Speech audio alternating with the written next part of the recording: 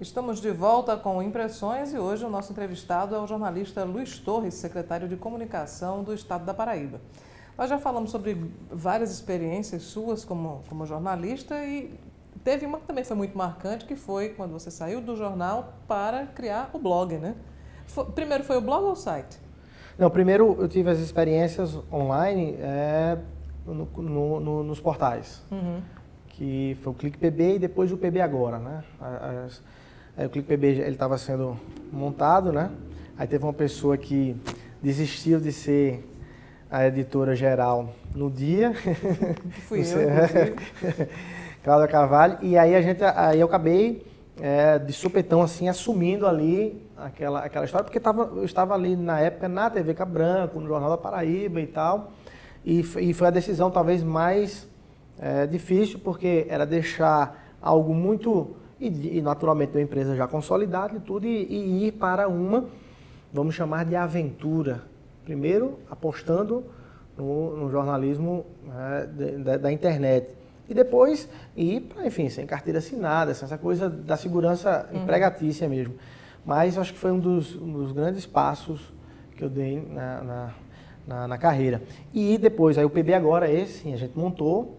Que aí era uma empresa sua. Que era uma empresa minha, e a gente montou mesmo o portal e tudo. E depois o blog, aí que era uma coisa melhor, porque com o blog eu tinha dois alívios. O primeiro é não ter uma despesa em um corpo funcional muito grande. E o segundo era ter uma liberdade mesmo, assim, alimentava o sonho alimentava o sonho da falsa liberdade jornalística. E hoje, Cláudia, isso é muito bom, assim, isso foi um avanço para nós jornalistas, né? Há 10 anos, há 15 anos, há 20 anos, nós éramos obrigados a estarmos ligados e vinculados a algum dos 2 ou 3 ou 4 grandes sistemas de comunicação no Estado. Hoje, as pessoas se formam, passam boa parte da sua trajetória jornalística, têm o seu retorno financeiro sem precisar estar vinculado a nenhum sistema, porque conseguem desenvolver o seu trabalho com retorno, tanto profissional quanto financeiro, em outras funções, em portais, em blogs, enfim, em outros projetos muito mais pessoais do que atrelados a outra empresa. Isso é um avanço para a gente, então eu estava naquele começo daquele avanço e gostei disso e acho que é muito bom isso. Por outro lado, também a responsabilidade é toda sua, né? No blog você sentiu esse peso? Sim, mas ela é muito melhor, né, Cláudia? Porque você também, como eu acabei contando o episódio da abordagem do deputado por uma matéria, você também tem problemas escrevendo para o jornal dos outros. Você também tem os problemas escrevendo para a empresa dos outros. A diferença é que aqui, muitas vezes, aquele problema é do dono da empresa, não é seu, né? Não é seu, pessoalmente. Então, com um blog, você consegue ter um problema, se for o problema, mas seu, provocado por você, seja por seu excesso ou por sua falta de responsabilidade, ou seja, por excesso de alguma abordagem. Mas, pelo menos, é um problema seu. Tanto os louros quanto os pecados. Tanto os louros quanto os pecados eles passam a ser seus. Isso é muito bom. Isso avançou muito a história do próprio jornalismo. Isso deu uma autonomia muito boa. O nosso desafio hoje já é outro. A gente saiu das empresas de comunicação para poder concorrer com elas, inclusive, porque a matéria-prima de uma grande empresa de comunicação é o jornalista, não tem outro, né? Porém, a gente já começa a concorrer com as pessoas.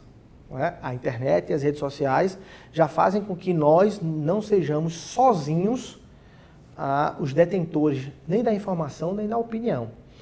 O Brasil está passando pelo que está passando e você percebe que muitas vezes a tweetada ou o post ou a postagem de um cidadão comum, que é dentista, que é gari, que repercute muito mais no Brasil como um todo do que um artigo de um jornalista.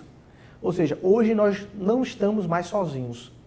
Estamos dividindo a atenção de quem consome informação e opinião com 90 milhões de brasileiros, enfim, 50% daqueles que têm acesso à internet, né?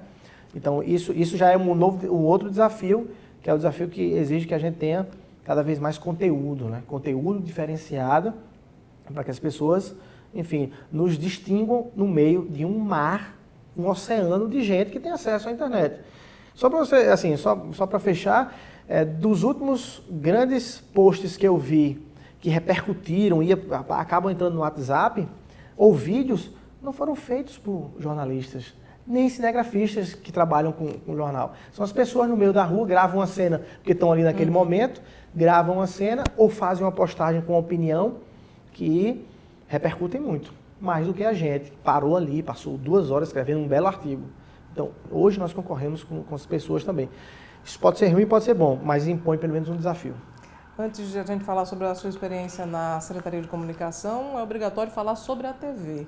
Esse foi um grande desafio também, estar exposto na tela da TV? Foi porque ainda tinha, como eu disse, aquela reminiscência da história de achar que eu podia ficar por trás das câmeras, né?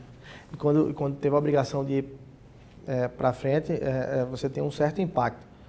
Meus colegas e companheiros, inclusive eu acho que o próprio Rogério deve lembrar aí, da Cabo Branco, sabiam da luta que era um dia de comentário meu político lá na Cabo Branco. Para mim, já era um dia diferente. Eu já acordava dizendo que rapaz, é um dia diferente. Mas depois, repito, o conteúdo supera qualquer outra plástica, né? O conteúdo supera, você começa, no começo você vai preocupado com a câmera. Depois você avança essa etapa, e isso é muito bom para quem está trabalhando ou começando com isso. Depois você avança essa etapa da câmera e você se preocupa com a informação que você tem, se ela é boa ou é ruim, né? Com a opinião que você tem, se ela influencia ou não influencia. Você passa a se preocupar muito mais com o conteúdo do que com a plástica, do que com a embalagem. E quando isso acontece, aí é ótimo. Aí você está na sala de casa, aí você está contando uma história na sala da sua casa para um parente seu, que essa é a grande, né? Atingir o melhor estágio da produção jornalística. Depois da TV, aí sim veio a experiência do outro lado do balcão, como a gente costuma dizer, né? O jornalista deixou de ser apenas jornalista para se tornar gestor público. Como é que tem sido essa experiência na Secretaria de Comunicação?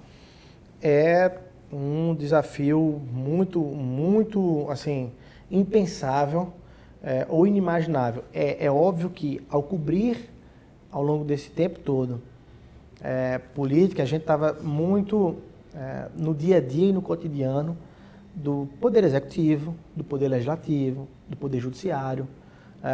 A gente acaba vivendo um pouco e sabendo um pouco como é mais ou menos a vivência de um gestor público. Agora, quando você de fato passa e ultrapassa e transpõe o limite entre o lado de fora e o lado de dentro, aí você percebe que tem algo que realmente é diferente. Primeiro, existe um processo de demanda e cobrança, porque você, num cargo de gestão pública, você não se pertence mais. Aí é um dilema até com o próprio jornalismo. Você não se pertence mais, né? Você pertence ao público, né? Ao público, ao cidadão que demanda e cobra aquilo. Então você não tem essa coisa, não, eu sou, mais ou menos assim, não. É o povo na rua cobrando. O secretário tem horário de trabalho definido? Aí não tem horário. Antônio Ivo dizia assim, o saudoso Antônio Ivo dizia assim, nem acaba nunca, nem fica pouco. Não acaba nunca, nem fica pouco o trabalho. Tanto que eu voltando para o jornalismo, seja para fechar a edição de jornal, seja para portal, eu vou achar que eu estou de férias. Porque o volume é diferenciado de trabalho. A gente trabalha muito como jornalista, né? Trabalha muito, inclusive trabalha mentalmente, intelectualmente. Porém, com gestão pública, você engloba toda uma história de cobrança, engloba todo um processo de cobrança interna e de respostas externas. E na Secretaria de Comunicação, é uma sensação de governo inteiro. Essa é a grande história, assim. Todas as áreas, de fato, do governo passam pela comunicação. Se cair um teto de uma escola, apenas o secretário de Educação naquele dia se mobiliza. O secretário de Saúde conta do seu jeito, o secretário de Segurança está do seu jeito. O secretário de Educação e o secretário de Comunicação são chamados. Se cair o teto de um hospital, saúde e comunicação são chamados. Alguma coisa com segurança, segurança e comunicação. Enfim, isso faz com que a experiência na Secretaria de Comunicação me dê aí uma sensação de que todo o resto é mais leve. Agora, gerenciar a Secretaria de Comunicação também impõe que o secretário tenha uma articulação política, porque isso também faz parte da atividade. Você tem sido elogiado até pelo bom trânsito que tem com vários setores políticos e judiciário, enfim. A experiência do jornalismo ajudou a construir essas relações e ajudou também nesse exercício político da SECOM? Acredito que sim, Cláudia. Eu, na verdade, por exemplo, como uma classe política, eu não precisei, só para ilustrar, eu não precisei pegar o telefone de ninguém assim que assumi a Secretaria de Comunicação. Sua agenda já dava conta? Minha agenda já era a agenda da classe política e das instituições, né? A minha agenda já era uma agenda com os deputados, com os desembargadores, seja do Executivo, seja do Judiciário do Legislativo, a gente já tinha uma relação muito cotidiana em função da produção. É óbvio que como secretário, e sobretudo no governo Ricardo Coutinho, que é um governo de extrema produtividade, né? De extrema produtividade, você tem uma agenda e uma demanda bem maior, né? bem mais puxada. Mas eu acho que essa história do jornalismo político me ajudou muito, porque eu sabia exatamente quem era quem no jogo, né, das instituições e das disputas mesmo. Então, acho que facilitou bem. Facilitou bem. Imagine se eu tivesse que entrar numa história como essa. A nossa categoria já é uma categoria muito volumosa, e que bom que seja, produtiva e volumosa. Imagine, você tem que conhecer todo mundo, e ao mesmo tempo eu ainda ter dificuldades de me relacionar com aqueles atores que fazem parte, sim, e têm sua parcela ou de bom desempenho do governo ou de mau desempenho do governo, né? Você acredita que, por exemplo, os 36 deputados estaduais, eles têm sim as suas parcelas de contribuir ou dificultar uma outra ação de governo, né? Então, por isso, da importância que a gente dá a esse contato e a esse diálogo, e a tentativa desse diálogo mais regular com todos esses representantes aqui da Paraíba. Nós estamos vivendo, de maneira nacional, um cenário muito instável e um cenário também muito fértil para vários movimentos até bem estranhos da comunicação. Você, como secretário de comunicação da Paraíba, como é que vê a mídia, nesse momento, o comportamento da grande mídia, no momento em que se fala tanto do impeachment, dessa crise política que já vem desde 2015 e se arrasta também por 2016? Olha, eu estou completamente entristecido e decepcionado com o excesso e o exagero em que a imprensa nacional, boa parte dela, alguns setores, tem trabalhado o acompanhamento dos fatos que a gente vem passando no Brasil. De todas as cenas que vão ficar marcadas na minha cabeça desse processo todo, da cobertura desse processo todo, eu não imagino algo mais absurdo do que eu vi a bancada do Jornal Nacional, um dos telejornais mais consumidos, né, pelo Brasil, o William Bonner, que representa uma espécie de Superman, não é, para o Brasil, o Superman da imprensa, né, o clássico âncora da atualidade. No dia em que se divulgou a lista da Odebrecht com vários políticos brasileiros, de todos os partidos e de todos os segmentos, em disputa, inclusive, e ele tocar no assunto, o Jornal Nacional trazer essa matéria, o William Bonner conseguia olhar para a Câmara e dizer assim: olha, nós não vamos dizer o nome dos 200 políticos, porque são muitos, né? Então a gente não teria condições de dizer o nome dos 200. Então o Jornal Nacional vai se imiscuir de dizer o nome dos 200. Pelo amor de Deus, a gente sabe o que a gente sabe como é que se cobre essas coisas. Quando você pega uma lista, quando se prende um grupo, quando se tem uma ação com muita gente, nós anunciamos e destacamos aqueles de maior representatividade. É assim, né? Ali tinha presidente do Senado, presidente da Câmara, tinha governador de São Paulo, tinha candidato a presidente da República pelo PSDB, tinha líderes de outros partidos, né? E você imagina não citar ninguém, sabe? Porque você estava querendo preservar. Quer dizer, aquilo dali é de uma antipedagogia, sabe, jornalística. Eu estou contando esse caso só porque ele é o que mais me chamou a atenção. Porém, toda a cobertura foi feita nesse sentido, né? Toda a cobertura foi feita nesse sentido de direcionar e estimular essa histeria pela qual o Brasil vive hoje. Que tem outros fatores, tem outras discussões a serem feitas, mas especificamente em relação à imprensa, ficou exagerado demais esse processo, exagerado demais. E qual é a análise que você faz da postura que o governador Ricardo Coutinho teve diante do impeachment? Ele foi para a linha de frente e defendeu tanto a presidente Dilma Rousseff quanto o Estado Democrático de Direito e, obviamente, também recebeu críticas, recebeu elogios, mas também recebeu críticas por essa postura. A primeira grande análise para se fazer daí é que é preciso sempre registrar e dar os parabéns a quem não toma posições com base em aplausos ou apupos, né? ou aplausos ou vaias. O governador Ricardo Coutinho, na sua trajetória como um todo, sempre ou nunca tomou uma posição para dizer assim, eu vou por ali porque eu vou agradar mais gente, eu vou desagradar menos gente em tudo. Então, já é um primeiro algo a se destacar. Nessa postura dele, ele não tinha como ser diferente, porque para alguém que, como político, como até desde os seus movimentos sindicais, sempre defendeu uma coisa que é importantíssima, que é o respeito às regras. O respeito às regras. Então, ele não poderia manchar ou abandonar a sua história ao longo desses 30 anos, estando ou omisso, ou, pior, do lado de quem defende um movimento como esse. Porque, em poucas palavras, Cláudia, se criou um cenário no Brasil interessante.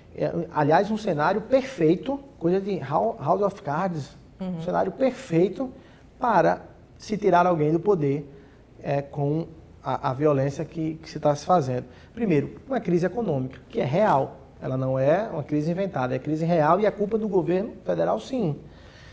Mas aí a imprensa também acentua essa crise, né? Você cria o Congresso também. Né? Vou chegar no Congresso. As mídias, elas criam um pânico e acentuam esse pânico. Então você tem uma crise real, econômica. Só isso já mexe no bolso e no psicológico do brasileiro como um todo. Depois você recheia essa crise com uma operação do tamanho da Lava Jato, que é importante, sim, enfim, passar o Brasil a limpo. O ideal é que se passasse em todos os setores. Aí você recheia com uma operação dessa que está todo dia apresentando escândalo, prendendo pessoas, revelando sujeiras. Junte isso com isso, quer dizer, crise com escândalos e corrupção, e você tem um prato cheio para derrubar quem quer que seja, até o Papa. Aí, desses dois cenários, você está derrubando Dilma por quê? Uma tal de pedalada fiscal, né? Um tal de pedalada fiscal que o Fernando Henrique fez desde 2001. E as pessoas não sabem, muitas pessoas não sabem nem o que é isso, pedalada fiscal.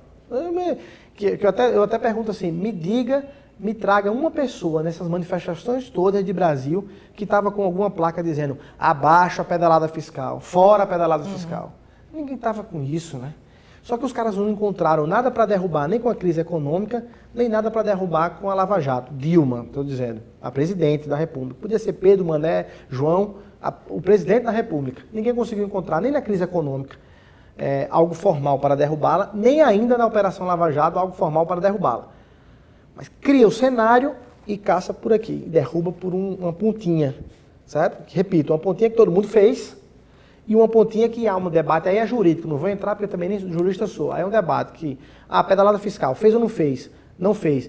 Se fez, mas se fez, tem que ver se é crime de responsabilidade crime de responsabilidade ou se é apenas crime de responsabilidade fiscal que não ensejaria o afastamento.